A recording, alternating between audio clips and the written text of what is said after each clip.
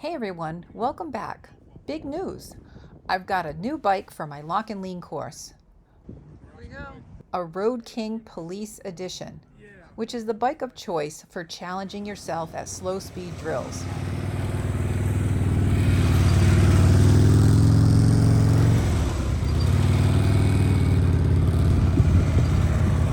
Today's session is all about getting used to this beast while drilling the same exercises I do every week.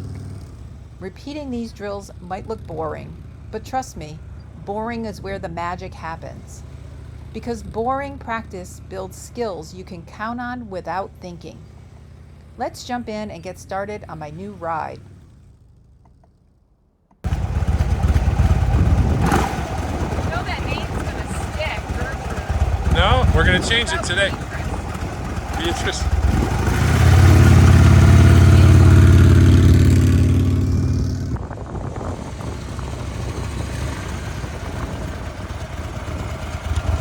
Well, let's try on some different names. I can't call it Bart.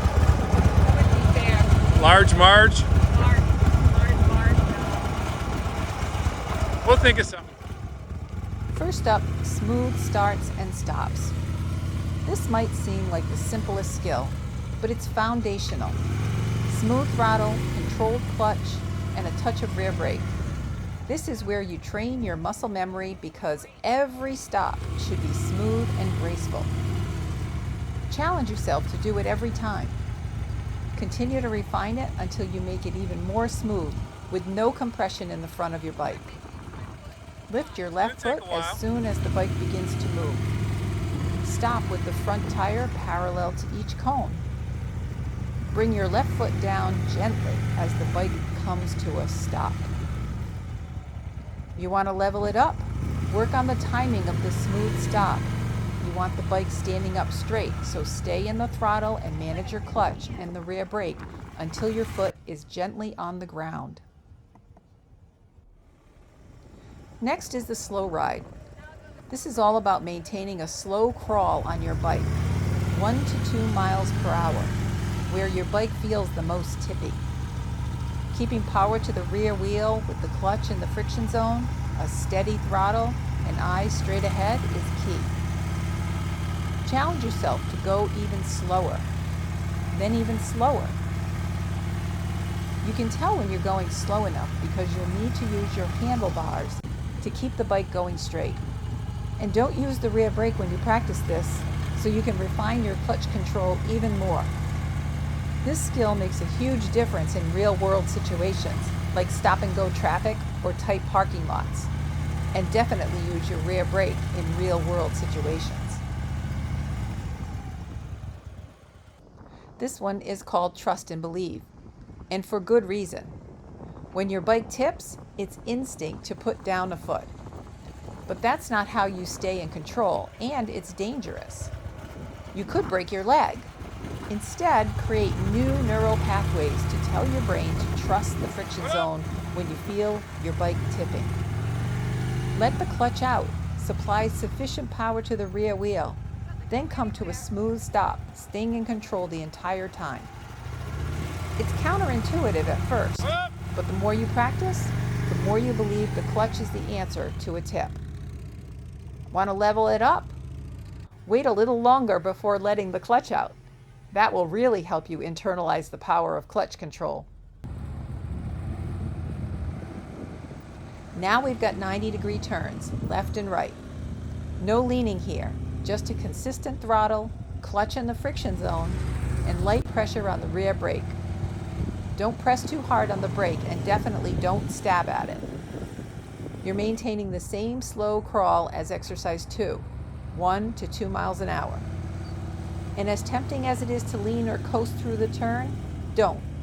Imagine you're on dirt or gravel and you can't lean. Turn your head and eyes first in the direction you want to go and then your handlebars. You want to go as slow as possible, straight up, relying on the friction zone to pull you through the turn. Add in a smooth stop after the turn to demonstrate complete control the entire time.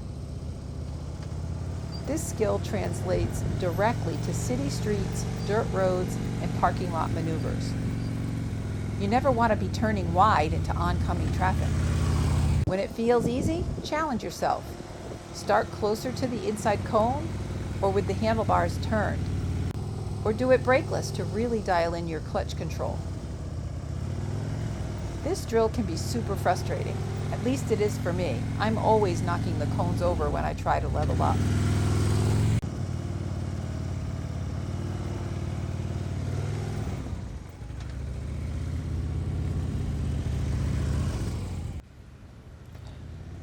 Now it's time to add in some lean.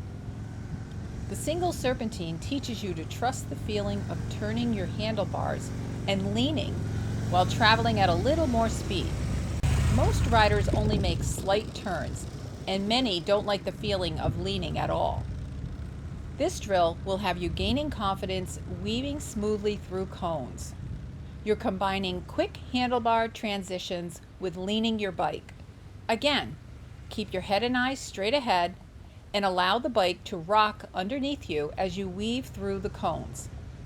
This is not a coasting drill. Stay in the friction zone and maintain light pressure on the rear brake.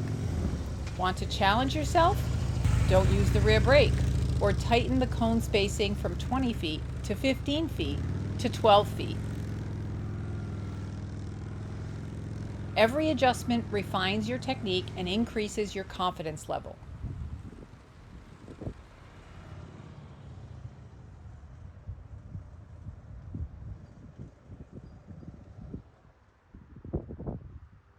Next up is U-turns.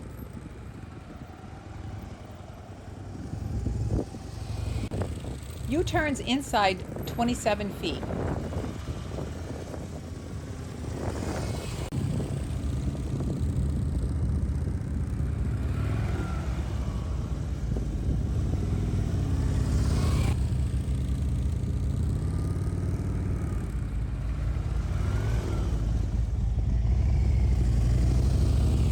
Now this is where practice really pays off.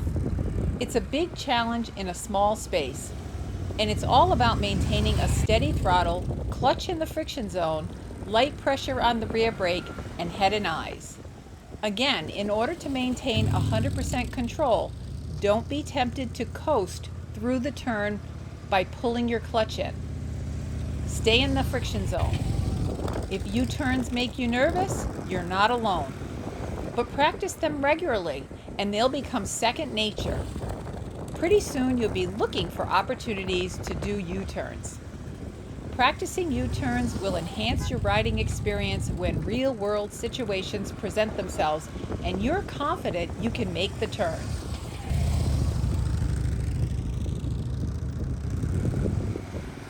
Ready to level it up? Try doing it from a stop, coming to a smooth stop at the end, or doing it brakeless.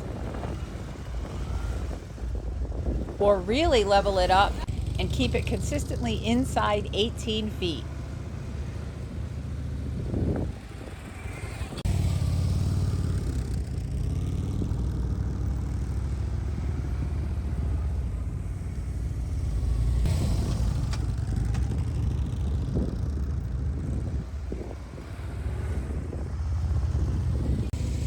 The figure eight is all about combining what we've worked on so far.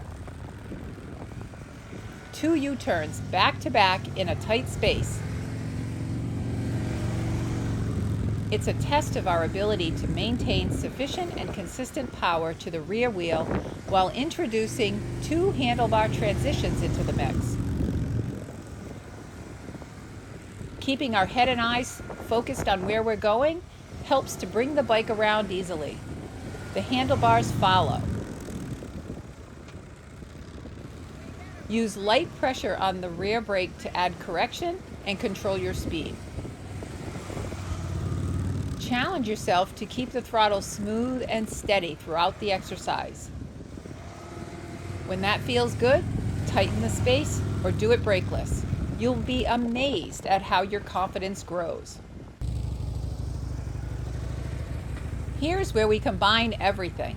The double offset serpentine. It's like figure eights on repeat, but flowing through cones. This exercise forces you to hold your transitions longer. Many riders will automatically head straight for the gates, but they will soon find themselves out of space. As Robert Simmons says, turning your handlebars buys you space and time.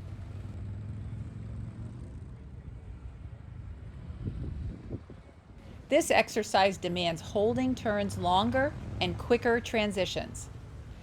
This builds confidence in your ability to handle complex, quick transitions, which could be a life-saving skill should you have it embedded into muscle memory. We've all heard the phrase, "I had to lay her down." Imagine thinking the only option you have is to crash your bike in order not to crash your bike. What if you were comfortable with swerving your bike and maintaining control? What if you were comfortable with the weight of it while doing something unexpected? If you want to level up this drill, pick up the pace, do it brakeless, or bring the cones in a little tighter.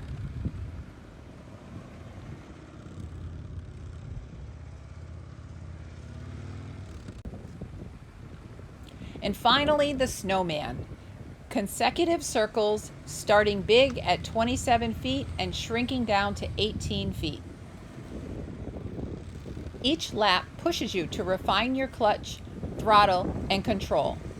The tighter the circle, the harder it gets, and the more you learn. This is where boring practice turns into mastery. Want to level up? Go around multiple times in each circle, or do it without using your brakes at all.